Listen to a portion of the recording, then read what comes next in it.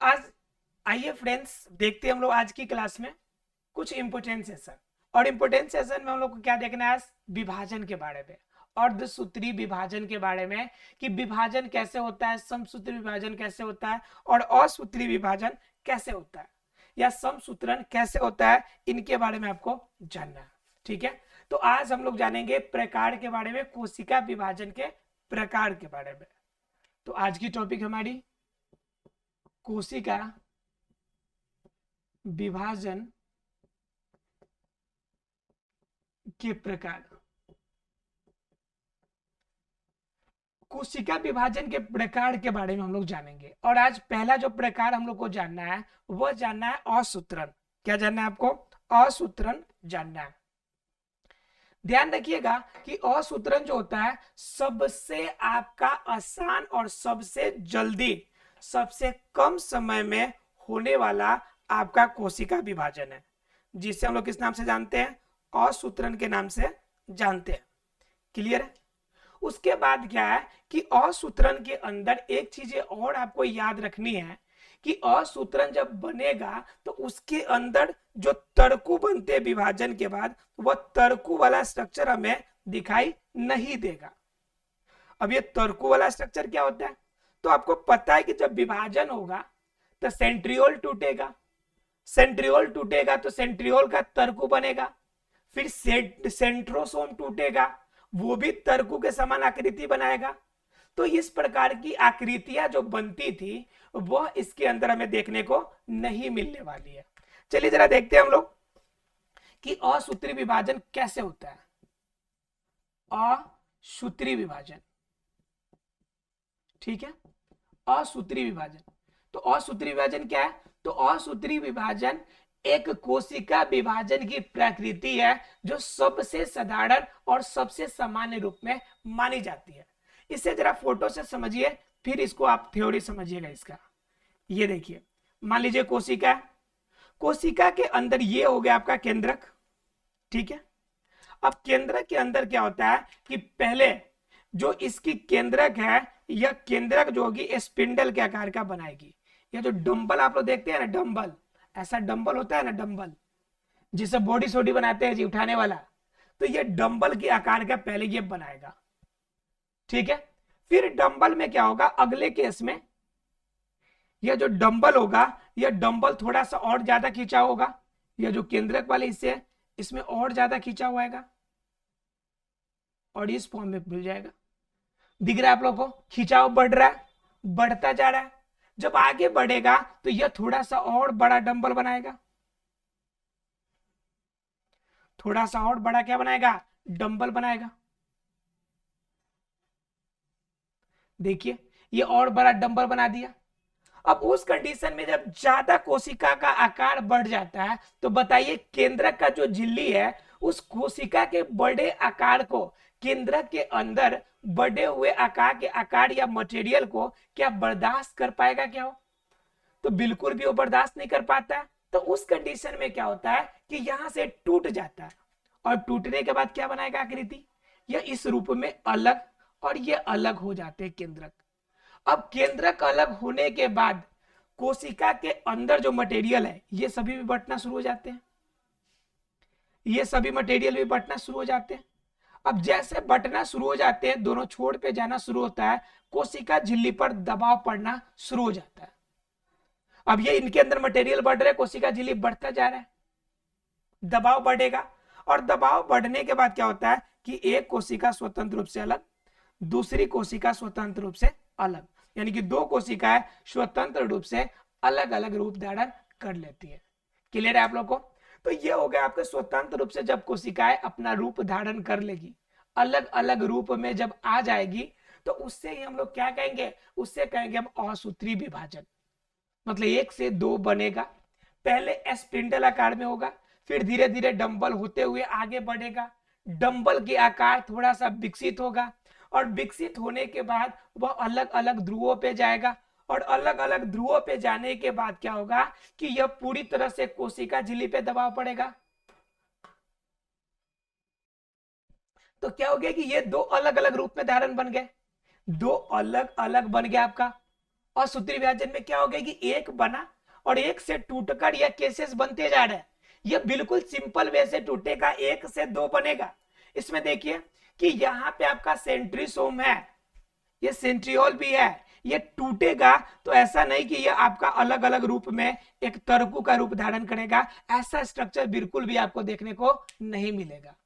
मतलब क्या, इनके अंदर तर्कु रूपी संरचना नहीं बनती है।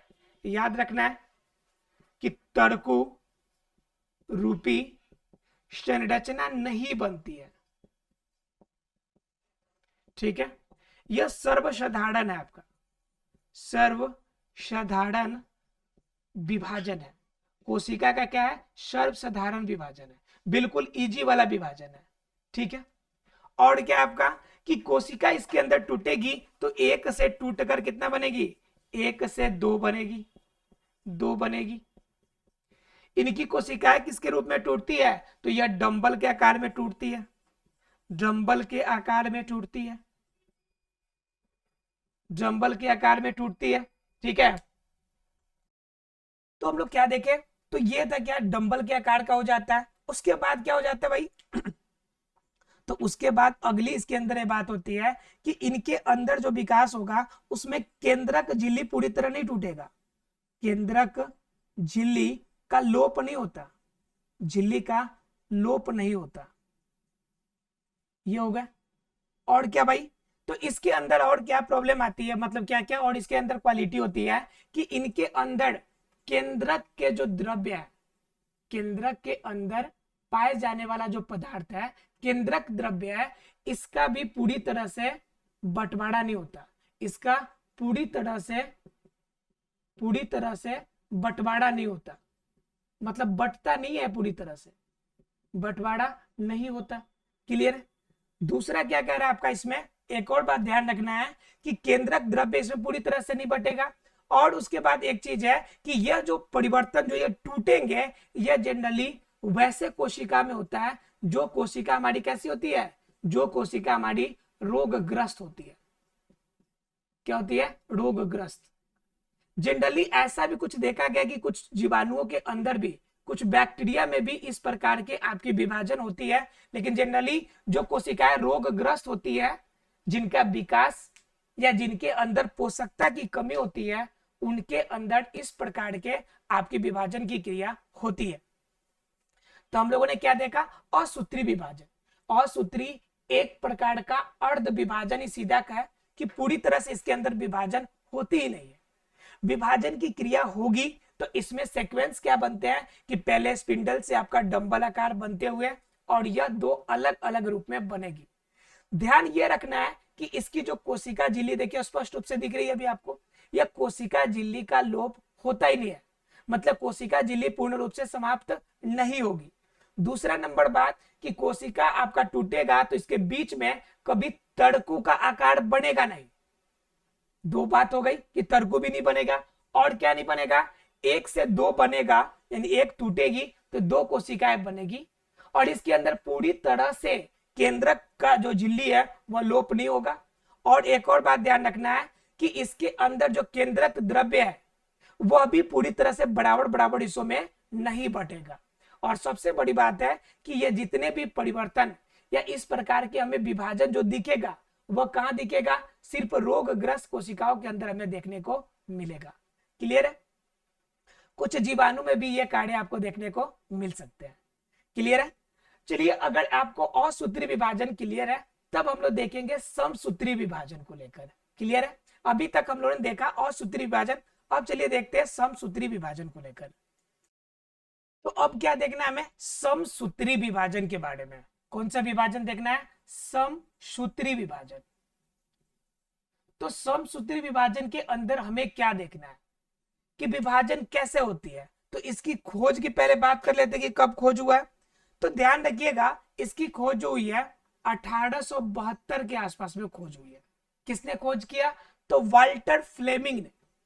किसने, वाल्टर फ्लेमिंग ने इसका खोज किया है, इसके बारे में पता लगाया।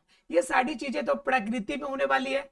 अब क्या है कि इंफॉर्मेशन जैसे जैसे हमें प्राप्त हुआ उसके हिसाब से हम लोगों ने नामकरण किया।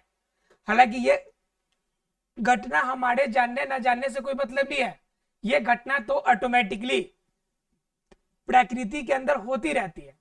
ठीक है, तो वाल्टर फ्लेमिंग ने सबसे पहली बार 1872 के आसपास में सबसे पहली बार इन्होंने ये जाना था, 1872 नहीं 1878 के आसपास में। ठीक है, 1878 के आसपास में इन्होंने वाल्टर फ्लेमिंग ने इसे जाना था। उसके बाद अगर बात कीजिए कि समसूत्री विभाजन होता है, तो समसूत्री विभाजन वास्तव में होता कहां पे है? तो समसूत्री विभाजन जो होगी यह दोनों जगह पे होगी, एक तो पौधों के अंदर और दूसरा जीव जंतुओं के अंदर अर्थात मानव के अंदर, हमारे शरीर के अंदर। क्लियर है, जीवों में भी और पौधों में भी दोनों जगह होंगे। लेकिन क्या होगा कि जीवों के अंदर होगा तो हमेशा वह द्विगुणित अवस्था में रहेगा। किस अवस्था में रहेगा? द्विगुणित अवस्था में। अर्थात सीधे शब्दों में कहे तो इसमें जो विभाजन होगा सिर्फ और सिर्फ कायिक कोशिका के अंदर। किसके अंदर होगा विभाजन? कायिक कोशिका के अंदर। यह कायिक कोशिका क्या होती है अगर आपको नहीं पता है तो पिछले क्लास में मैंने पूरी डिटेल में बताया था, इसको आप देख सकते हैं। पौधे की बात करता है तो पौधे क्या आपका, पौधे के अंदर दोनों तरह के होते हैं, एक आपका कायिक कोशिका भी, कायिक कोशिका भी, और प्लस में कायिक के पहले वाला यानी कि कायिक कोशिका, और इनके अलावा अर्थात की द्विगुणित अवस्था वाला, द्विगुणित और आपका अगुणित, दोनों प्रकार के आपको देखने को मिलेगा किसमें? पौधों के अंदर समसूत्री विभाजन। मतलब कि विभाजन की क्रिया या पेड़ पौधों के अंदर भी समसूत्री विभाजन होता है और मानव और जीवों के अंदर भी आपका क्या होता है? यह आपका समसूत्री का विभाजन होता है। लेकिन याद रखना है कि समसूत्री का विभाजन जब जीवों में होगा तो सिर्फ और सिर्फ कायिक कोशिका में होती है। जैसे हमारे पास कुल कितने होते हैं, जो क्रोमोसोम्स की अगर बात कीजिएगा तो टोटल 23 पेयर होते हैं ना हमारे पास। तो 23 पेयर में से 22 पेयर्स जो होते हैं ना वो हमारे बॉडी के शरीर के निर्माण के लिए होते हैं, जिसे हम लोग कायिक कहते हैं। क्या कहते हैं? कायिक। और जो इसमें से एक पेयर निकल जाता है वह एक पेयर हमारे क्या हो जाते हैं? ये हमारी जनन कोशिका के निर्माण के लिए कार्य करते हैं। तो यह जो 23 पेयर जो है आपका 22 पेयर जो कायिक है, इनके अंदर जो विभाजन की क्रिया होगी वह कौन सी होगी? समसूत्री का विभाजन होगा। क्लियर है आप लोग को? जब यह समसूत्री का विभाजन होगा तो बात आती है कि समसूत्री विभाजन कैसे होगा। सम का मतलब बराबर और सूत्र का मतलब होता है गुण सूत्र, और आपका विभाजन का मतलब टूटना, जिसमें गुण सूत्रों की संख्या बराबर रूप में विभाजित हो। जैसे मान लीजिए ये 10 है और ये 10-10 के टुकड़े 10-10 किए गए और ये 10-10 ही किसी फ्रेंड को दिए गए। तो ये 10 था और इनसे इनको भी 10 मिला, इससे भी 10 मिला, तो ये आपके बराबर बराबर मिले ना, तो इससे हम लोग क्या कहेंगे? इसे कहेंगे समसूत्री, समान गुण सूत्र का विभाजन, समसूत्री। क्लियर है आपको? इसे क्या कहेंगे? समसूत्री विभाजन। क्लियर है सबको? तो पहली बात समसूत्री विभाजन। अब क्या होगा कि समसूत्री अगर विभाजन होगी तो कितने स्टेजेज में होगी? क्या समसूत्री विभाजन होगा जिस तरह से उसके अंदर 4 स्टेजेज हम आपको दिखाए थे, क्या 4-5 स्टेजेज या एक से ज्यादा स्टेजेज क्या इसके अंदर दिखेंगे हमें? ऐसा होगा कि नहीं होगा? तो बिल्कुल इसके अंदर होगा। तो कौन कौन से इनके अंदर विभाजन होंगे? तो इनका एक शॉर्ट ट्रिक है, इसे याद रखेंगे, पीएम एट, यानी पीएम आते हैं। सीधा समझिए आप, पीएम आते हैं मतलब पीएम एट, ये इसके फेज है जिस फेज में समसूत्री विभाजन होता है। अब आप सोच रहे होंगे कि सर मैंने क्या लिख दिया पीएम एट, ये क्या ट्रिक है, किस तरह से हम इसे याद रखेंगे? तो बिल्कुल आसान है, इसीलिए तो ट्रिक बनते हैं ताकि आपको विभाजन की क्रिया स्टेप्स बाय स्टेप्स याद रहे। क्योंकि जब ज्यादा लंबे हो जाते हैं तो एग्जाम में कभी कभी क्या हो जाता है कि आपकी कॉन्सेप्ट जो होती है एक दूसरे के साथ कोलैप्स कर जाती है, जिनकी वजह से आप एग्जाम में वो बेहतर परफॉर्मेंस नहीं दे पाते हैं जितना आप अपने आप में क्वालिटी मेंटेन करते हैं। तो इसके लिए छोटे छोटे ट्रिक्स होते हैं जिनसे आपको कॉन्सेप्ट सीक्वेंस में याद रहते हैं। ठीक है, तो विभाजन के स्टेज का सीक्वेंस क्या है? PM eight. सीक्वेंस क्या है? PM eight. क्लियर है? पीएम एट कैसे है जरा देखिए एक बार। पीएम का मतलब, पी का मतलब होता है प्रोफेज। पी का मतलब क्या होता है? देखिए पीएम फेज को मैं अलग अलग करके दिखाता हूं आपको। P M A T, a tree क्या हमारा, इसमें क्या आपका पी के लिए प्रोफेज, पी के लिए प्रोफेज, एम के लिए मेटाफेज, एम के लिए मेटाफेज, ए के लिए एनोफेज और टी के लिए टेलोफेज। बोलिए क्लियर है? प्रोफेज, मेटाफेज, एनोफेज और टेलोफेज, ये टोटल कितने हो गए? 4 हो गए। याद कैसे रखना है? पीएम एट, अर्थात समसूत्री विभाजन होगी लेकिन 4 सीक्वेंस में होगी। लेकिन 4 सीक्वेंस जब बनेंगे तो ये किसका विभाजन होगा, कैसे विभाजन होगा? तो अगर विभाजन की बात करते हैं तो विभाजन कुल मिला के 2 ही तरह के होते हैं, 2 ही चीजों का विभाजन होता है। जैसे मान लीजिए कि आप 4 भाइयों के बीच में बंटवारा करनी है आपको, लेकिन विभाजन के पास आपके लिए घर में 2 ही सामान है, तो 2 ही सामान बांटिएगा ना। जैसे मान लीजिए कि आपके पास 2 लैपटॉप है और 2 मोबाइल है, सिर्फ इसी को बांटना है, तो एक लैपटॉप एक मोबाइल एक भाई लेगा, दूसरा भाई भी एक लैपटॉप और एक मोबाइल लेगा, तो सीक्वेंस हो गया। तो उसी तरह से अगर बात की जाए विभाजन में कोशिका में, तो कोशिका के अंदर कितने पार्ट, तो विभाजन उतने ही प्रकार के होंगे। तो विभाजन वास्तव में देखा जाए तो विभाजन इसके अंदर जो होगा, जो कोशिका में पाया जाएगा उसी का विभाजन होगा। तो कोशिका में मुख्य रूप से क्या पाया जाता है? केंद्रक बीच में, और नहीं तो साइड में क्या आपका केंद्रक द्रव्य, सॉरी कोशिका द्रव्य। 2 ही चीजें मुख्य रूप से पाई जाती है। तो एक क्या होता है? केंद्रक का विभाजन पहला, फिर उसके बाद किसका विभाजन होता है? कोशिका द्रव्य का विभाजन, जिससे हम लोग अलग अलग नाम से जानते हैं। इसको जानते हैं हम लोग कैरियो, इसको जानते हैं कैरियोकिनेसिस, कैरियोकिनेसिस,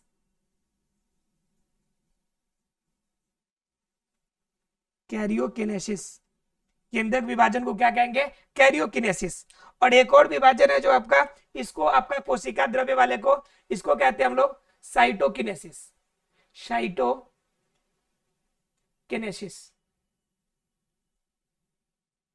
याद रहेगा आपको? मतलब क्या, विभाजन 2 तरह के होंगे, एक आपका केंद्रक का विभाजन और दूसरा किसका होगा? कोशिका द्रव्य का विभाजन। जो केंद्रक का विभाजन होगा उसे कहेंगे कैरियोकिनेसिस, और जो कोशिका का विभाजन, कोशिका द्रव्य का विभाजन होगा उसको कहेंगे हम लोग साइटोकिनेसिस के नाम से जानेंगे। क्लियर है? अब इसके अंदर, अब तो ये जान लिया कि विभाजन होते हैं, अब इनके अंदर हमें जानना क्या है कि ये इनके अंदर बाकी अब विभाजन कैसे होगा, किस रूप में इनके विभाजन हमें देखने को मिलेंगे, इनके बारे में हमें अब जानना है। ठीक है, चलिए देखते हैं इसके। देखिए तो ये विभाजन होगा, और इन विभाजन होने से पहले, अगर ये विभाजन हो रहा है तो विभाजन होने से पहले एक अवस्था आता है अंतरावस्था। मतलब विभाजन नहीं हुआ है अभी, लेकिन विभाजन होने के स्टेजेस बन रहे हैं, जिसे हम लोग अंतरावस्था कहते हैं, या फिर हम कहते हैं इंटरफेज। क्या कहते हैं उसे? अंतरावस्था या इंटरफेज। अंतरा अवस्था या फिर इसे हम लोग कहते हैं इंटरफेज। क्या कहते हैं इसे? इंटरफेज। अब आप सोच रहे हो कि इंटरफेज या अंतरावस्था क्या? सीधी सी बात है भाई, कि आपको कोई भी काम करना है, घर बनाना है, बिल्डिंग बनाना है, तो आपको नीचे से नींव तो रखना पड़ेगा।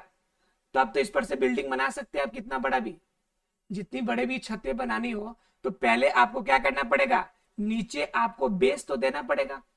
तो जो बेस बनाता है वह बेस कौन बनाता है? अंतरा अवस्था में बनता है। बेस कहां बनेगा? अंतरा अवस्था के अंदर बेस बन के तैयार होगा, और इसी बेस के आधार पे क्या होगा कि पूरी तरह से आपका ये चारों फेज में विभाजन होगा। ठीक है, अब बात कर लेते कि बेस जब बनेगा तो बेस में क्या क्या चीजें हमें देखने को मिलेगी। तो पहला चीज, पहली जो बातें आएगी कि इनके अंदर जो क्रोमैटिन जाल होगा वह घुमावदार हो जाता है। ठीक है, घुमावदार अकुंडलित रूप में हो जाता है, अकुंडलित।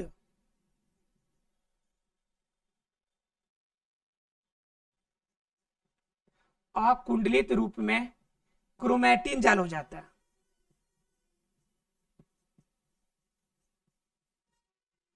अकुंडलित रूप में क्या मिलेगा हमें? क्रोमैटिन जाल मिलेगा। पहले कुंडलित अवस्था से वह टूटेगा, वह अलग हो जाएगा और यह अकुंडलित अवस्था में हो जाएगा। ये पहला बात है। दूसरा नंबर बात क्या है कि सेंट्रियोल टूटेगा। इसमें सेंट्रियोल टूटने का स्टार्टअप होगा कि अब सेंट्रियोल टूट जाएगा, तब सेंट्रियोल टूटेगा, यानी सेंट्रियोल टूटने की बात हो रही है। उसके बाद अगर बात कीजिएगा तो सेंट्रियोल जब टूटने की बात होगी तब बात आएगी आपको क्या? आरएनए के संश्लेषण की और प्रोटीन के संश्लेषण की। इनकी आपकी उपयुक्त जगह बनाएगा आरएनए संश्लेषण, और आपका क्या? प्रोटीन के संश्लेषण के लिए उपयुक्त स्थान बनाएगा। और क्या करेगा ये सबसे बड़ी बात है कि आपको इस फेज में आपको एक चीज देखने को मिलेगा कि क्रोमोसोम की संख्या स्पष्ट नहीं दिखेगी आपको। क्रोमोसोम्स जो होंगे, जो आपके गुणसूत्र होंगे, वह स्पष्ट रूप से नहीं दिखेंगे कि कितने ज्यादा है। मतलब क्या? यह टूटने वाला होगा लेकिन स्पष्ट रूप में आपको देखने को नहीं मिलेगा। क्यों देखने को नहीं मिलेगा? क्योंकि इसके अंदर आपका पांचवा चीज है कि इनके अंदर केंद्रिका बड़ा हो जाता है। केंद्रिका क्या हो जाती है? केंद्रिका भी बड़ा हो जाती है।